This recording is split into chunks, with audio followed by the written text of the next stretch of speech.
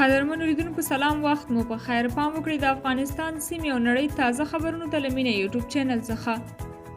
په سر کې تازه او بد خبر ده چې کابل کې نننۍ چاودنې 30 کسانو ته مرجوب لاړولې ده. د لومړنیو معلوماتو له مخې د کابل ښار د 14 امنیتي حوزې اړوند پل خشک سیمه کې د کوثر دانش په نامه ښوونیز مرکز کې شوي چاودنې 30 کسانو ته مرجوب لاړولې ده. د کورنیو چارو وزارت ویان طارق اریان ویلي چې د یادې چاودنې له امله تر اوسه 10 کسه وژل شوي او 20 نور ټپیان دي. د ولسمشر لومړي مرستیال امرالله صالح ویلي تر اوسه مو چې کابل ښار کې د مجرمینو کوم انځورونه لیدلي دا یې کوچني کسان دي. دا لړۍ لا هم دوام لري. یو شمیر یې د ټولنې او کورني فشار له امله حاضر شوي پولیسو ته تسلیم شي. امنیتي ادارو ته د ولسي جرګې خبرداری. د ولسي جرګې لومړي مرستیال میرزا کټوازي ویلي چې د هیواد امنیتي وضعیت او دغه راز د امنیتي ځواکونو د تلفاتو لوړېدو اندېښمن کړی دی او که چیرته دغه وضعیت همداسې دوام پیدا کړي نو ولسي جرګه به د امنیت، دفاع او کورنیو چارو وزارتونو سرپرستانو ته د باور رایه ورنه کړي.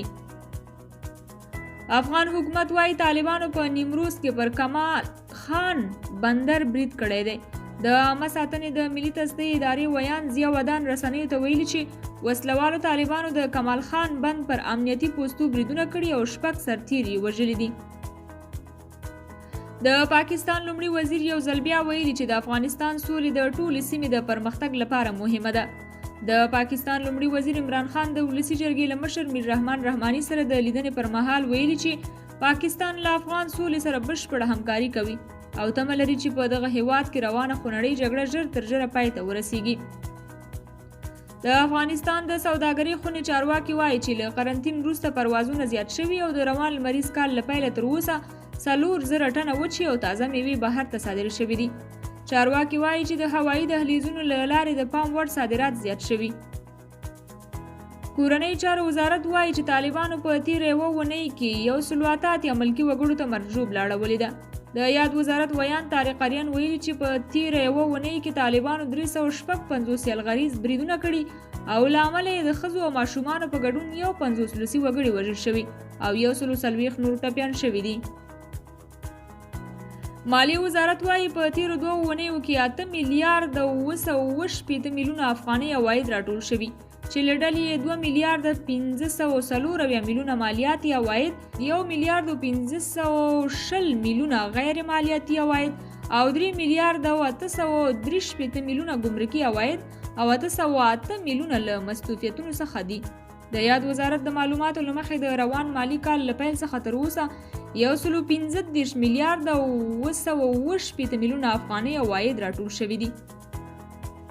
د ولسي جرګې مالی او بودیجې کمیسیون وايي په واشنګټن کې د افغان سفارت دیوال جوړېدو قضیه کې پراخ فساد شوی دی او حکومت د سفیر رویا رحماني په ګډون په دغه فساد کې ښکېل ټول اشخاص د عدلي او قضایي ارګانونو له لارې تعقیب او مجازات کړي. د ناټو مشر سټولنبرګ له طالبانو غوښتي چې له القاعدې او نورو ترهګرو ډلو سره د خپلې اړیکې پرې کړي څو افغانستان بیا هیڅکله د نورو هیوادونو د ترهګریزو بریدونو بستر په توګه ونه کارول شي. وروسته تر هغې چې د امریکا دفاع وزارت یا پینټاګون د ترکیې له لوري د S-400 سیسټم پر فارولو اندېښنه وښوده او ویل چې دا کار به بدې پایلې ولري. د ترکیې ولسمشر رجب طیب اردوغان ویلي دوی په دې برخه کې د امریکا اجازې ته اړتیا نه لري او دغه سیسټم فعالولو چارې ته به دوام ورکړي. د آذربایجان ولسمشر الهام الیاف ویلي چې هیواد یې په هغه صورت کې په نګورنو قرهباغ سیمه کې اوربند ته چمتو دی چې ارمانیا له خپلو غیر قانوني کړنو لاس پر سر او د آذربایجان خاورې له اشغاله لاس واخلي.